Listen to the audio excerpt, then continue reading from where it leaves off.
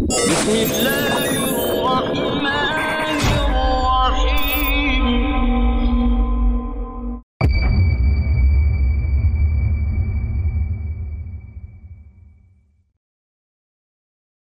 Le monde est en train de changer sous nos yeux. C'est indéniable. J'observe autour de moi et je vois malheureusement ceux qui continuent à s'accrocher à leurs anciennes habitudes, à leurs vieux paradigmes, à répéter encore et encore les mêmes erreurs du passé. Laissez-moi vous dire une chose très simple. Nous sommes littéralement en train de basculer vers un autre monde. Il n'y aura plus de retour à la normale, ne vous méprenez pas. Une ère nouvelle, avec une nouvelle disposition des pouvoirs politiques, militaires, économiques, monétaires et bien évidemment la nouvelle composante de ce nouvel ordre mondial, le pouvoir spirituel. Un aspect de la société qui aura longtemps été négligé par la classe politique, mais qui se retrouvera être le cœur de ce nouvel ordre mondial. Subhanallah, c'est un concept sur lequel je travaille depuis quelques années, et j'en suis arrivé à la conclusion, j'ai l'intime conviction qu'au final, la spiritualité primera sur la physicalité de l'existence. Et on aura l'occasion de développer sur le sujet dans une autre conférence, Inch'Allah. Lorsque le massacre à Gaza a démarré en octobre dernier, nous étions dans le désert du Sahara, en pleine retraite spirituelle. Et j'ai dit une fois, ce qui est en train de se passer en Terre Sainte, eh bien, c'est la meilleure chose qui puisse arriver à notre monde. En apparence, bien évidemment, c'est une abomination. Mais en réalité, l'avancée des événements constitue une très bonne chose pour le plan divin, walhamdulillah. À l'époque, les gens n'avaient pas bien compris ce que je voulais dire par là. Et peut-être qu'aujourd'hui encore, certains ne le comprennent pas. Mais si vous observez le monde actuel, il est très facile de constater que tout est en train de basculer à une grande vitesse. À l'échelle personnelle d'abord, à l'échelle sociale, à l'échelle nationale et mondiale. Et en même temps à travers toutes les différentes échelles dimensionnelles de l'existence. À l'échelle énergétique vitale, à l'échelle émotionnelle, à l'échelle mentale, à l'échelle spirituelle, etc., etc. Avez-vous remarqué que les gens sont de plus en plus violents, par exemple? Avez-vous senti qu'il était devenu de plus en plus facile de s'énerver, d'entrer en conflit avec les autres? Avez-vous remarqué qu'il est devenu aujourd'hui très facile de tomber dans les énergies négatives, de tomber dans la peur, dans le wes-wes, de perdre espoir, de perdre ses repères? Avez-vous remarqué surtout qu'il est devenu de plus en plus difficile de discerner qui dit vrai et qui dit faux? Eh bien, tout ceci ne se produit pas par hasard. C'est en train de s'enclencher. On y est enfin, j'ai envie de dire. Nous sommes arrivés au début de la fin d'un cycle d'existence. La transition est en train de se faire. Et si vous êtes suffisamment conscient, même dans votre intériorité, vous devriez le sentir vous aussi. Je suis de plus en plus sollicité et je reçois énormément de messages et d'emails, de rêves prémonitoires, d'éveil spirituel et même de demandes de conversion à l'islam, subhanallah. Quelque chose est en train de s'ouvrir, une page est en train de se tourner pour nous amener vers une nouvelle ère. Et je constate aussi que certaines personnes ne sont pas encore prêtes à accepter ce changement. Et ce n'est pas un jugement ici, attention. Certaines personnes ne trouvent tout simplement pas encore suffisamment de force en elles pour sauter dans le train, pour s'adapter à ce changement. Le changement fait peur, de manière générale. Maintenant, écoutez attentivement. Cette transition se fera en plusieurs étapes. Une étape de cette bascule se fera d'abord par un tri sélectif. Une sélection naturelle qui va séparer d'un côté al-batil, le faux, et de l'autre côté al-haq, le vrai, à toutes les échelles et à toutes les différentes dimensions de l'existence. Cette étape a déjà commencé en réalité, mais elle deviendra de plus en plus claire au fur et à mesure que le temps avance. Et on le voit déjà aujourd'hui dans le monde avec le profond clivage des populations. Souvenez-vous de la crise du Covid, avec d'un côté ceux qui se sont administrés le traitement, et de l'autre côté les autres qui ne l'ont pas accepté. Regardez actuellement à quel point ce qui se passe en Palestine a totalement clivé notre société, avec d'un côté les gens qui supportent le génocide en cours, et qui tendent même à le justifier, et d'un autre côté, ceux qui se tiennent aux côtés des Palestiniens massacrés. Ce clivage décalage va encore s'accentuer et nous atteindrons un moment où ceux qui sont dotés de perspicacité et qui sont capables de voir ce qu'il y a au-delà des apparences, ceux qui sont capables de percevoir les signes du mode opératoire du Créateur divin et de ses plans parfaits, eh bien ceux-là seront en mesure de s'adapter aux changements et aux défis de cette grande bascule. Ceux-là avanceront vers l'ère de l'âge d'or, le dernier âge d'or que connaîtra cette humanité. Alors que les autres subiront malheureusement un grand choc,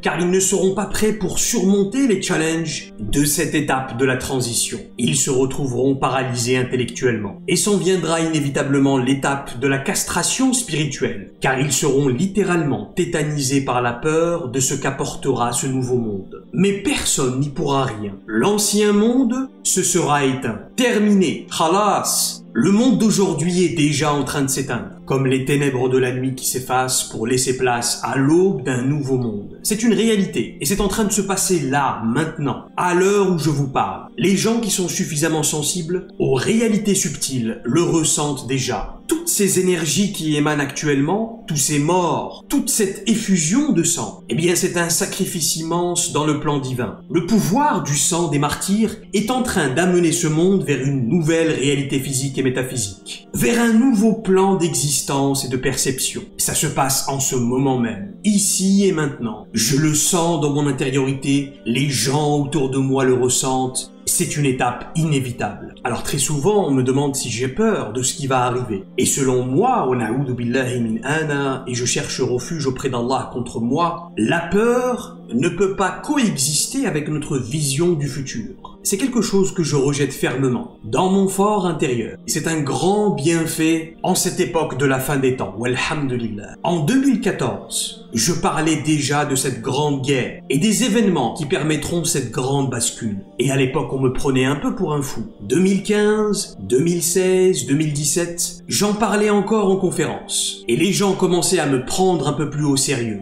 2018, 2019, 2020, à ce moment-là, une prise de conscience collective a eu lieu avec les événements du Covid. Les gens ont enfin compris que le monde entier, que toute cette civilisation pouvait s'arrêter du jour au lendemain en une fraction de seconde. Mais en réalité, le Covid n'était qu'un préambule, une phase de test avant les grandes épreuves. En 2014, je disais qu'une grande guerre éclaterait dans les années 2035-2036. Et je disais que cette guerre ferait basculer le monde vers l'âge de pierre. Albert Einstein a dit une fois « Je ne sais pas comment sera la 3e guerre mondiale, mais ce dont je suis sûr, c'est que la 4e guerre mondiale se fera avec des bâtons et des cailloux. » Maintenant, en 2020, je prédisais cette guerre pour 2030. Et ça va peut-être choquer certains d'entre vous, mais au vu des avancées géopolitiques de notre monde, et surtout de ce qui se passe en Palestine, et de la vitesse à laquelle c'est en train de s'embraser, à mon avis, ce grand clash va se produire d'ici l'année 2027-2028. Inch'Allah.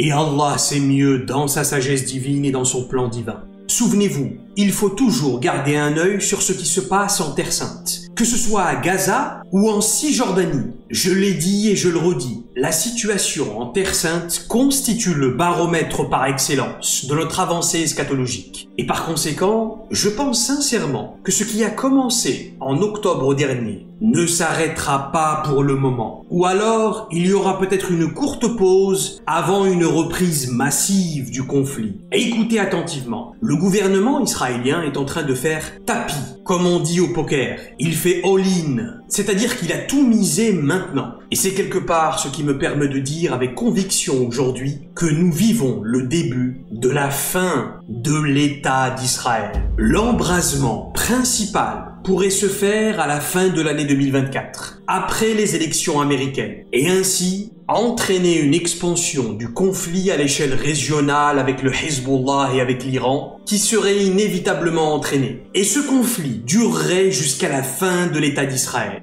Maintenant, je pense que la fin de l'État d'Israël constituera justement le début d'une autre guerre.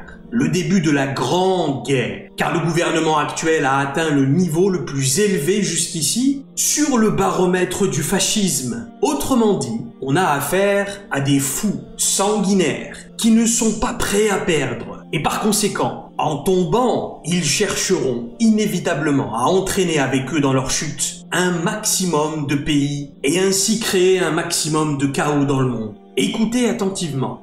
C'est quelque chose qui n'est plus un secret aujourd'hui. L'État d'Israël possède environ 200 ogives nucléaires placées dans 6 sous-marins prêts à tirer en cas de besoin. Et je pense que cela se produira dans 3 années exactement. Fin 2027, début 2028.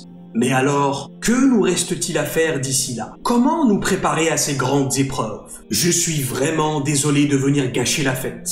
Mais les amis, il est temps pour nous de nous réveiller. Et comment peut-il en être autrement? Si ce n'est qu'il est temps, plus que jamais, de la réforme intérieure. Pas l'année prochaine, maintenant. Souvenez-vous de cette lettre qu'avait écrite Omar ibn al-Khattab radiyallahu anhu wa ardah à son commandant des armées à l'époque où il était le calife.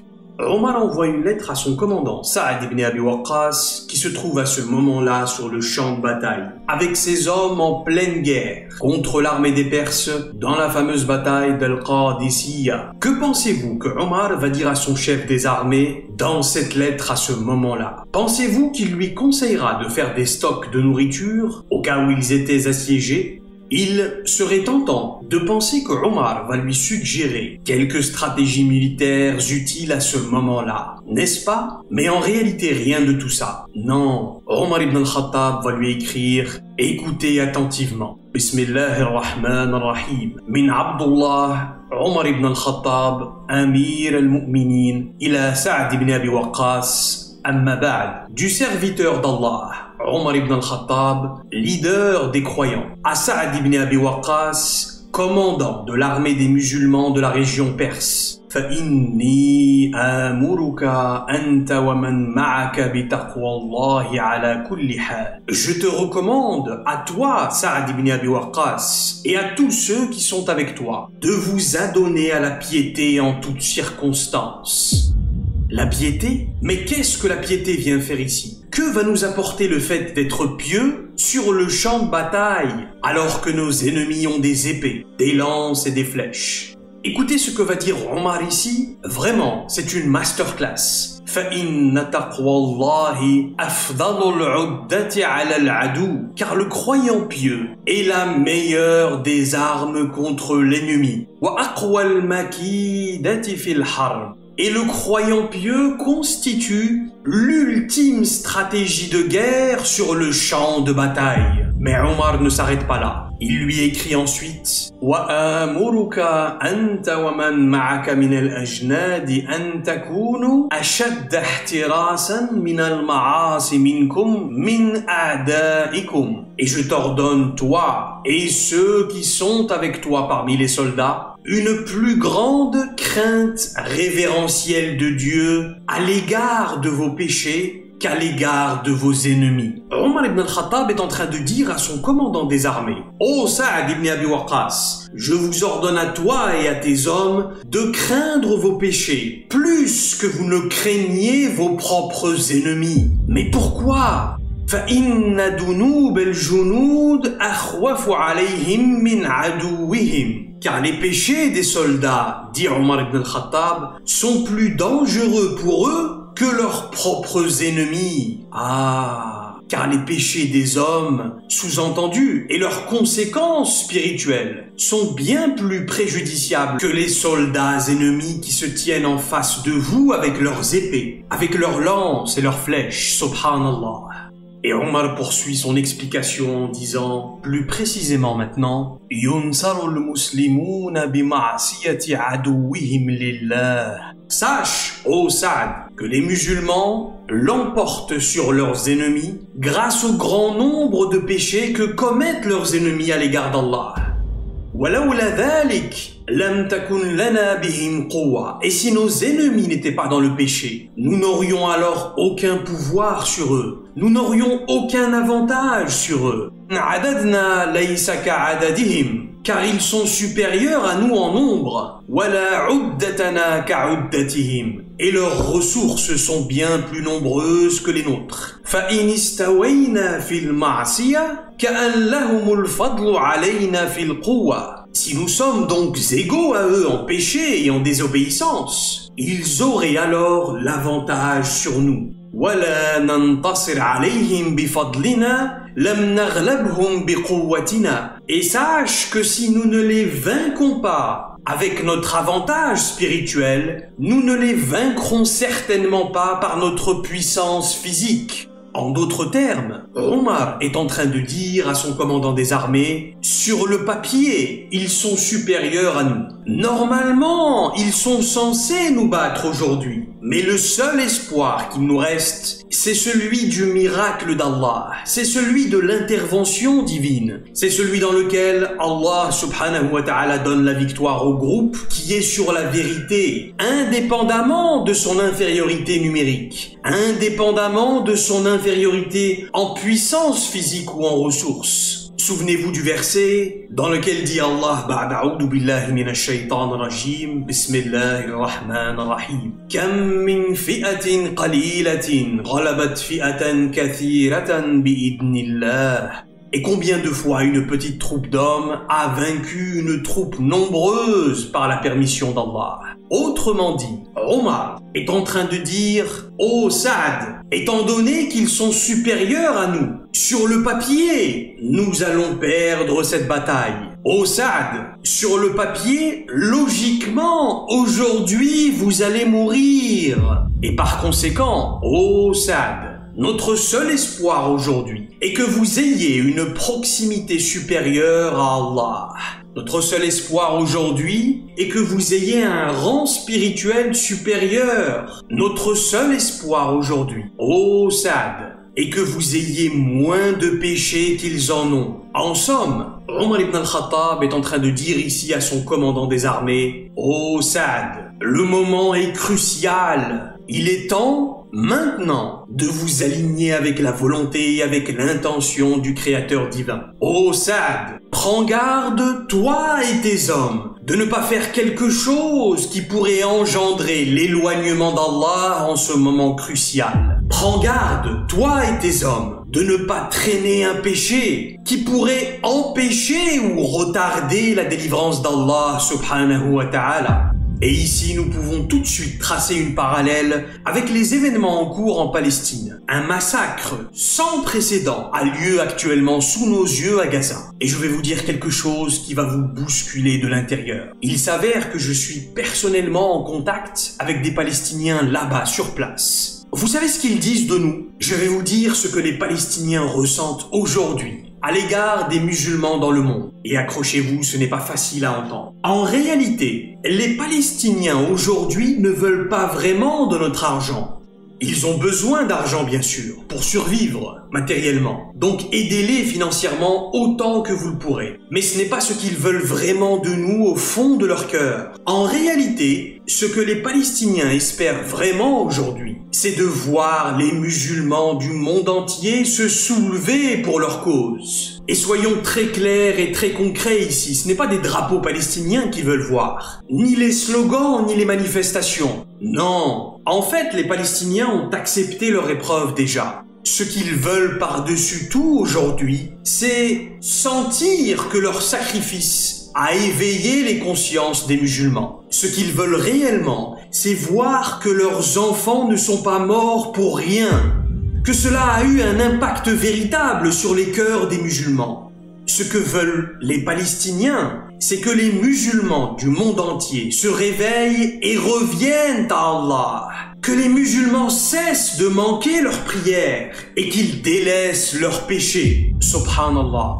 En somme, chers amis, nous vivons l'un des moments les plus importants de l'histoire de la Terre Sainte. Sachez que l'issue de cette période déterminera non seulement la direction que va prendre notre Ummah, mais aussi celle que va prendre le monde tout entier. Et c'est la raison pour laquelle les médias mainstream dans le monde occidental ont investi tellement d'efforts dans la propagande du narratif du gouvernement israélien. Et ils continuent de le faire aujourd'hui encore, même quand cela est devenu littéralement indéfendable. Et par conséquent, comme Omar ibn al-Khattab l'avait dit à Saad ibn Abi Waqqas, je vous le dis aujourd'hui et je me fais en même temps le rappel à moi-même. Mon frère, ma sœur, prends garde. Prends garde à ne pas commettre un péché aujourd'hui qui empêcherait ou retarderait la délivrance d'Allah subhanahu wa ta'ala en ce moment crucial. Mon frère, ma sœur, le moment est venu. C'est maintenant ou jamais. Vraiment, il est temps maintenant plus que jamais de nous aligner, car l'histoire retiendra de vous finalement ce que vous avez été en ce moment fatidique. L'histoire et au-delà de l'histoire, la manifestation de l'existence tout entière, toute la création, les 7 cieux, le temps et l'espace, les anges, les suhuf, les tablettes sur lesquelles tout est inscrit, retiendront ce que vous avez été et ce que vous avez constitué en cette période cruciale de l'humanité. De quel côté suis-je réellement ? Oui, je passe mon temps à scander les Free Free Gaza et Palestine vivra, Palestine vaincra. Et oui, je passe mon temps à commenter toutes les vidéos sur les réseaux sociaux. Mais ce n'est pas ce qui compte dans le fond, les amis. Ce qui compte réellement, c'est dans ma réalité profonde. Quelle énergie j'apporte réellement sur le terrain? Par ma vibration spirituelle, par ma vibration existentielle. Est-ce que je contribue par mes péchés à l'avancée des forces du mal, ou est-ce que je contribue à la victoire de la lumière sur l'obscurité? Nous devons réellement nous poser ces questions aujourd'hui. Et nous devons être totalement honnêtes avec nous-mêmes. Il n'y a plus le temps en fait. C'est maintenant qu'il faut se ranger. C'est maintenant qu'il faut s'aligner. Écoutez, vous avez tous une version idéale de vous-même, à laquelle vous pensez tous les jours. Vous savez, la version de vous qui ne fait pas tel ou tel péché. Oh, si je ne faisais pas ce péché, je serais comme ça et je serais tellement mieux. Et ma proximité avec Allah serait tellement plus grande. Et je pourrais faire des invocations pour moi et pour les autres, et ainsi voir de mes propres yeux ces invocations être exaucées.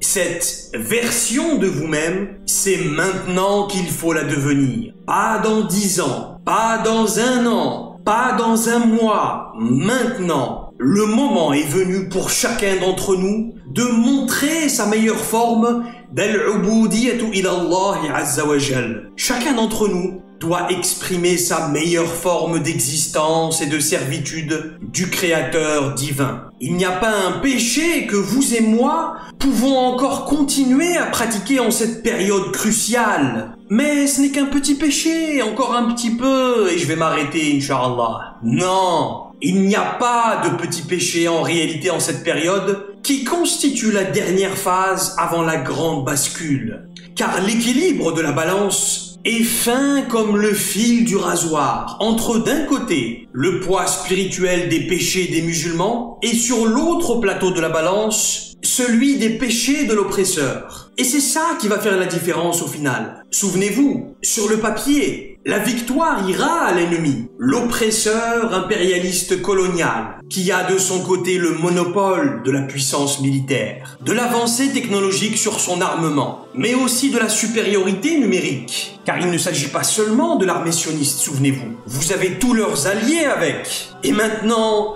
vous pouvez même comptabiliser les pays arabes voisins, qui n'hésiteraient pas à soutenir militairement Israël. L'Arabie Saoudite, l'Égypte, la Jordanie, on l'a vu tout récemment dans cette attaque iranienne, souvenez-vous. Donc, ils sont supérieurs sur le papier, c'est-à-dire dans le monde matériel manifesté, et par conséquent, le seul espoir est que nous soyons supérieurs dans le monde spirituel métaphysique. Est-ce que vous comprenez l'équation? Vous devez réaliser aujourd'hui qu'il y a cette lutte permanente dans le monde de l'invisible entre l'énergie positive et l'énergie négative, entre la lumière et les ténèbres. Les guerres qu'il y a là-bas dans le monde invisible sont inimaginables. Et pour l'instant, ce sont les forces du mal qui prennent le dessus. Et cela est nécessaire et cela fait partie du plan divin. Car il va y avoir à un moment donné, un moment clé, une percée, un basculement. Et pour que cette percée se produise, les ténèbres doivent atteindre d'abord leur paroxysme. Écoutez attentivement.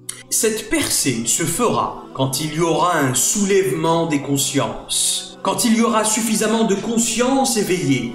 Souvenez-vous, Inna Allah la yughayyiru ma biqawmin hatta yughayyiru ma bi anfusihim. Allah ne modifie pas l'état d'un peuple tant que les gens qui le composent ne modifient pas ce qui est en eux-mêmes. Maintenant, écoutez attentivement ce que je vais dire. Il doit y avoir sur terre un certain nombre d'êtres entièrement alignés pour qu'Allah fasse descendre sa délivrance, pour qu'Allah intervienne directement. Autrement dit, pour qu'Allah libère les Palestiniens et tous les opprimés du monde entier de l'injustice, de la manifestation pharaonique de notre époque, alias l'impérialisme colonial sioniste. Il doit y avoir sur terre un certain nombre d'êtres entièrement alignés avec leur lumière originelle, avec la vibration de la tradition primordiale, pour qu'Allah subhanahu wa ta'ala manifeste sur terre sa délivrance. De qui est-ce qu'on parle ici exactement? On ne parle pas de gourous illuminés et autres imposteurs 2.0. Non, tout simplement, il s'agit de musulmans, d'hommes et de femmes éveillés qui ont acquis les prescriptions spirituelles de base que sont les 5 prières quotidiennes et qui mettent en œuvre les recommandations divines et qui se tiennent perpétuellement loin des prohibitions divines, c'est-à-dire plus communément appelés les êtres qui mettent en œuvre le dépôt confié en cette fin des temps. Il doit y en avoir suffisamment sur terre pour que cela se produise. Et c'est quelque chose qui est sur le point de se produire, Inch'Allah. Car le nombre nécessaire n'est pas si grand finalement. Vous devez réaliser que nous allons le vivre. Nous allons le voir de nos propres yeux. Ce dénouement final. Cette grande bascule qui mènera à terme, après les grands événements, à cette époque de l'âge d'or. Et quel gâchis alors de ne pas avoir été de ceux qui auront contribué à cette grande bascule. Et cela nous mène encore, pour conclure, à cette fameuse question, mais alors comment vraiment s'aligner? Je vous dis tout dans une prochaine conférence, Inch'Allah. Bismillahirrahmanirrahim. Wal asri innal insana lafi khusr illa alladhina amanu wa amilus salihat wa tawasaw bil haqq wa tawasaw bis sabr.